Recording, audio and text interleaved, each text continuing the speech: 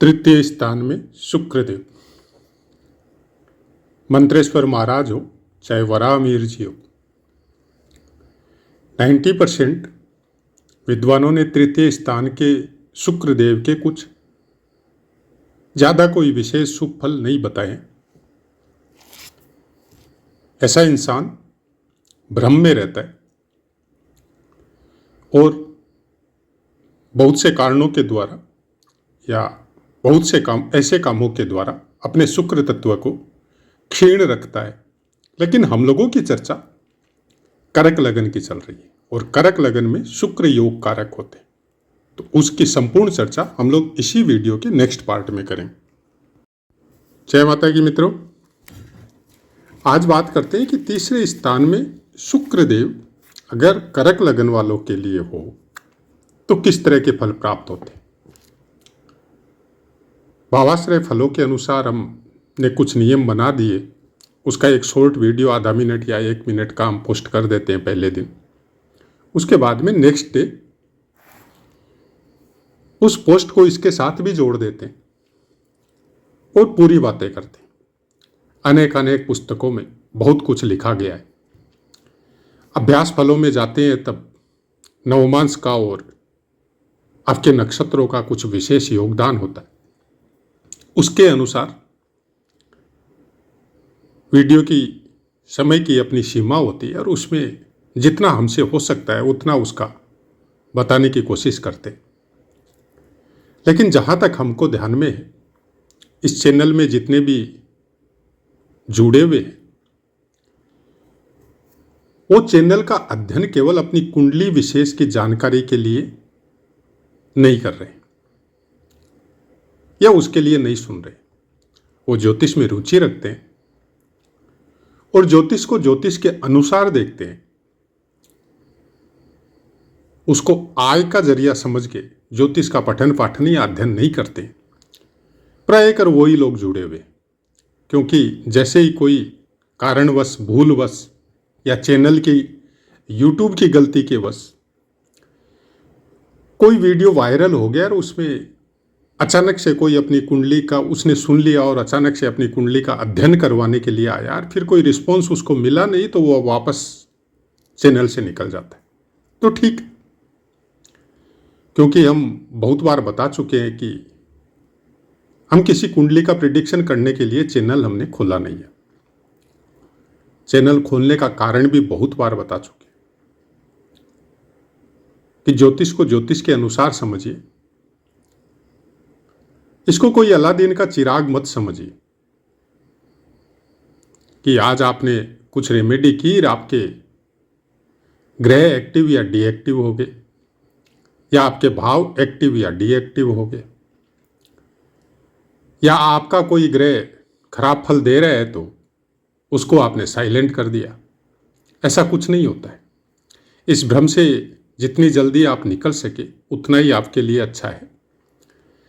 प्रारब्ध और कर्म का सम्मिलित भोग इंसान को भोगना पड़ता है। कलयुग की एक विशेष बात है, उसके बहुत से लाभ है कि जब तक आप कोई भी कर्म जो विचारों से बन रहे, जो दिमाग में अनवरत जो मन में भाव चलते हैं उसके द्वारा बन रहे, चाहे वो अच्छे या बुरे। अच्छे बन रहे तो बहुत अच्छी बात है, लेकिन अगर बुरे बन रहे तो उसका कोई पाप दोष नहीं लगता जब तक आप फिजिकल नहीं करते। लेकिन हमारा कहना यही है कि अगर बुरे बन रहे हैं तो जल्दी उसको पहचानिए और अपने चंद्रमा को थोड़ा मैनेज कीजिए। अगर विचार आपके अच्छे नहीं चल रहे तो आप गौर कीजिएगा कि आप शायद खाली बैठे हुए। वो बोला जाता है ना कि खाली दिमाग शैतान का होता है। तो अपने दिमाग को, अपने शरीर को बिजी बनाइए। पढ़ने की रुचि है तो पढ़ने में लगाइए, खेलने की रुचि है खेलने में लगाइए, और भी कोई रुचि नहीं है तो यात्रा में लगाइए, पैदल चलिए, बाहर घूमिए। क्योंकि गलत या खराब विचार आपकी फिजिकल फिटनेस को भी हार्म करता है।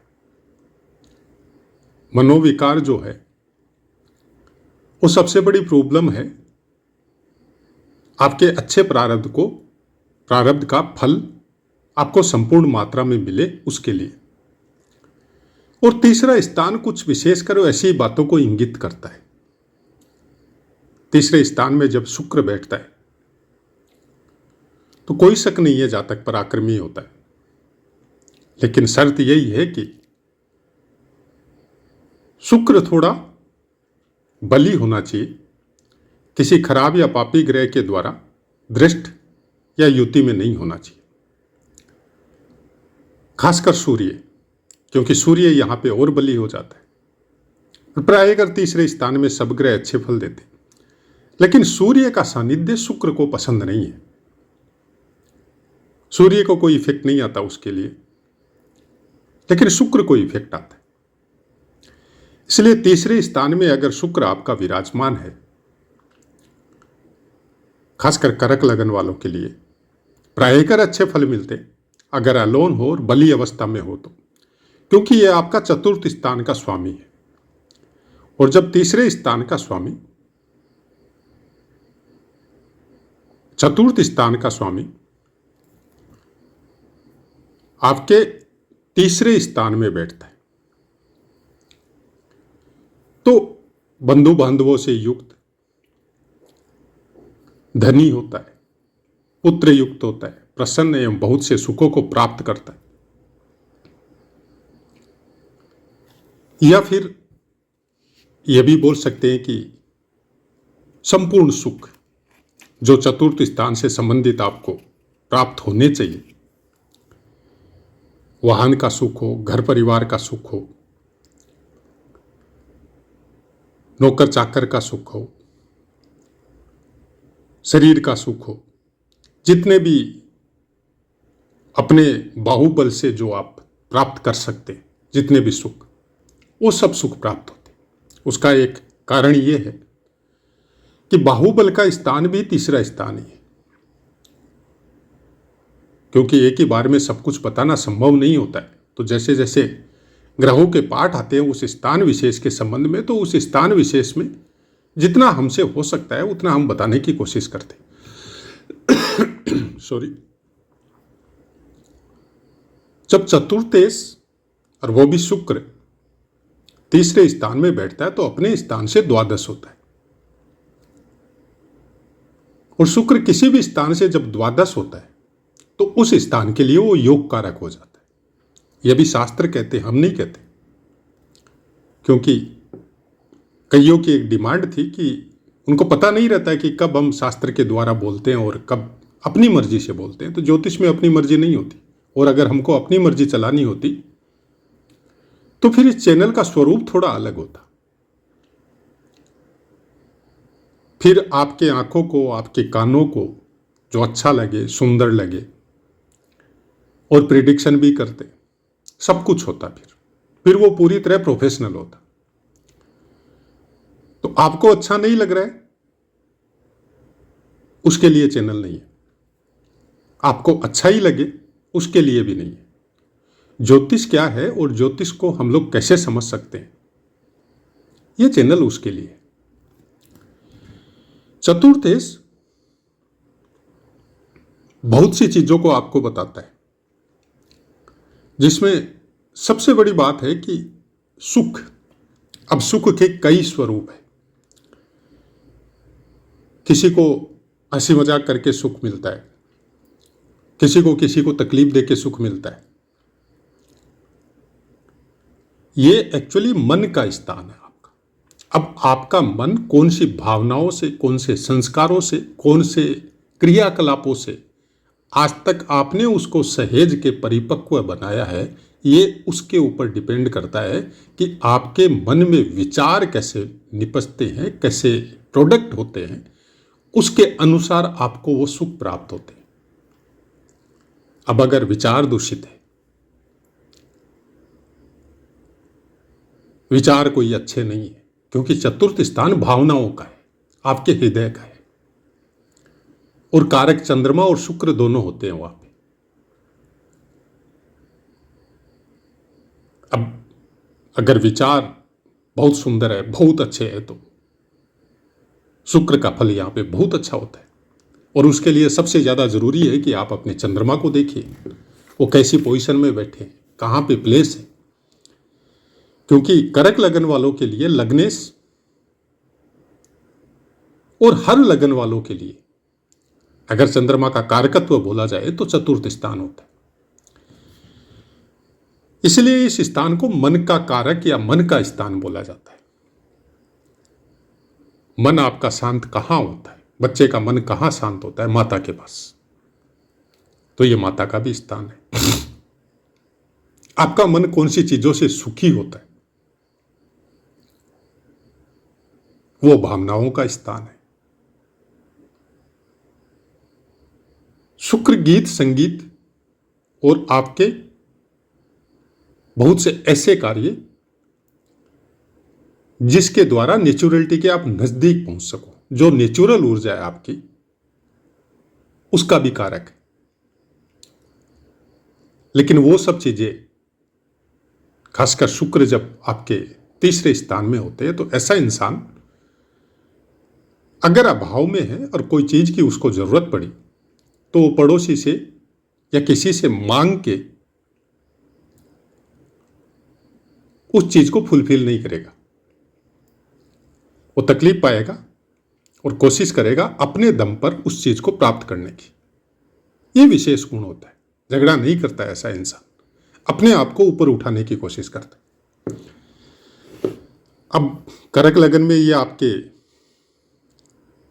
एकादश स्थान मतलब 11वें स्थान का भी स्वामित्व इनको रहता है।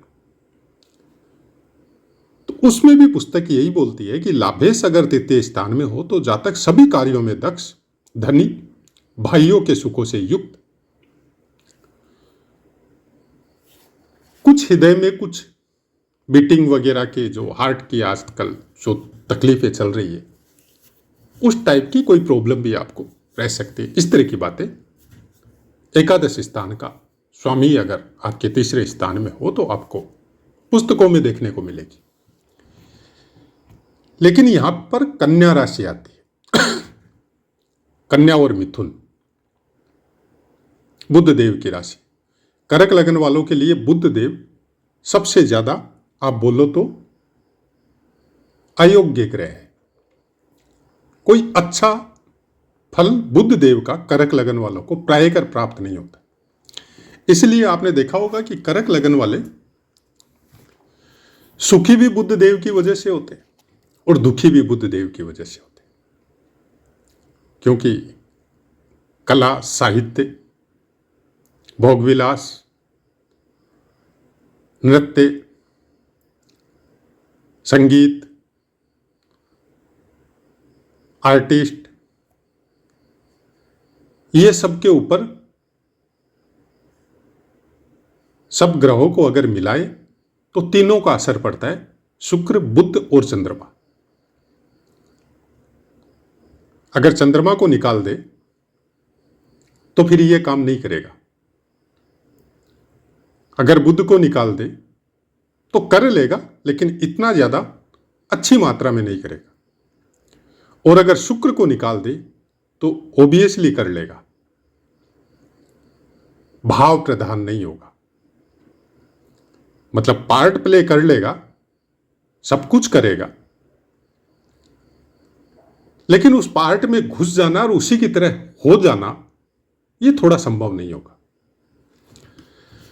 तीनों का सानिध्य अगर आपके कोई योग बनते हो, क्योंकि 12वां स्थान का स्वामित्व है, तो 12वें स्थान में बहुत सी बातें हम लोग बोलते हैं कि व्यय स्थान है।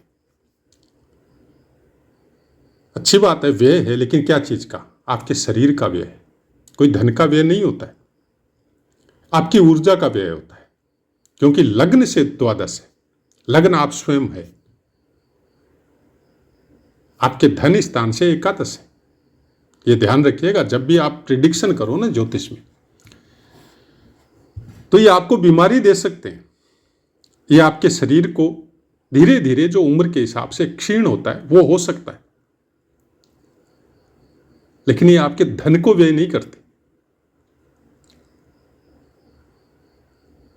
खर्चा करेंगे अपने ऊपर, अपने पराक्रम के द्वारा ही प्राप्त करेंगे, क्योंकि तीसरा स्थान का भी स्वामित्व है।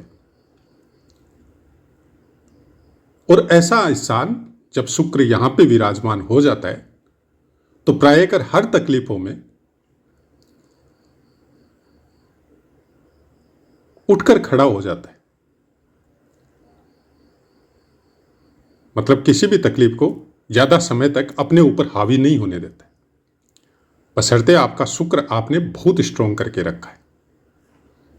शुक्र तत्व की क्षीणता हमेशा दुखों को निमंत्रण देती, क्योंकि शारीरिक शक्ति बहुत कुछ डिपेंड करती है कि आपका शुक्र तत्व कितना स्ट्रोंग है। तो ऐसा है मित्रों, पाठ समझ में आया होगा। अब अपनी वाणी को विराम देते हैं और फिर अगले दिन नेक्स्ट पार्ट की बातें करेंगे। तब तक के लिए जय माता।